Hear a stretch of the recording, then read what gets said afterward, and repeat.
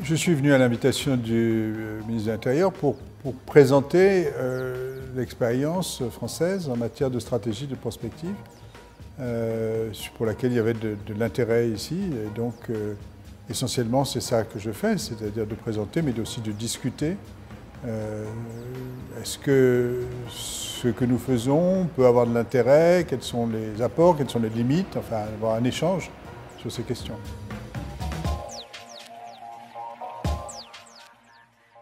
C'est un travail qui est multiple, c'est un travail qui consiste à faire de l'évaluation de politique publique.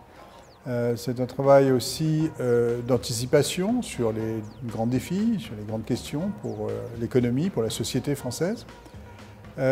Nous avons beaucoup de débats avec des partenaires très divers, parce que c'est important de bien poser les questions, c'est bien important d'écouter, c'est important de délibérer.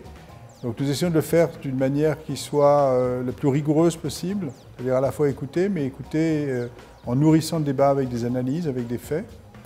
Et puis enfin, formuler des propositions de réforme pour le gouvernement, mais aussi de manière générale pour les différents acteurs, les collectivités territoriales, le niveau européen et puis la société française de manière générale.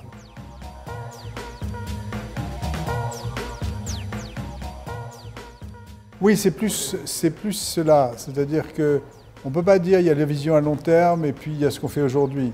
Il y a comment prendre en compte des horizons de long terme, comment prendre en compte des problèmes du futur, des problèmes structurels dans les décisions quotidiennes. C'est ça la question. On ne peut pas séparer les deux.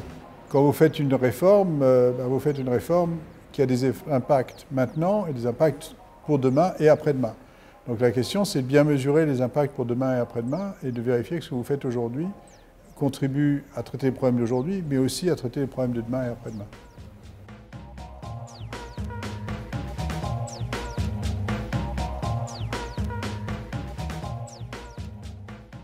Il faut essayer de les convaincre qu'on peut faire les deux. C'est-à-dire qu'on peut répondre aux problèmes d'aujourd'hui, mais d'une manière plus structurelle.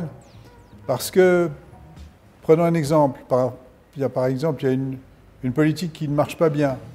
Donc vous pouvez essayer de remettre des ressources, d'augmenter les subventions, d'augmenter les incitations fiscales pour que ça aille mieux.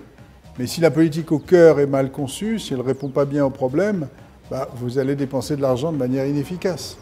Donc il faut essayer de convaincre qu'on peut à la fois réformer cette politique pour à la fois améliorer les problèmes aujourd'hui et aussi surtout avoir une action plus structurelle.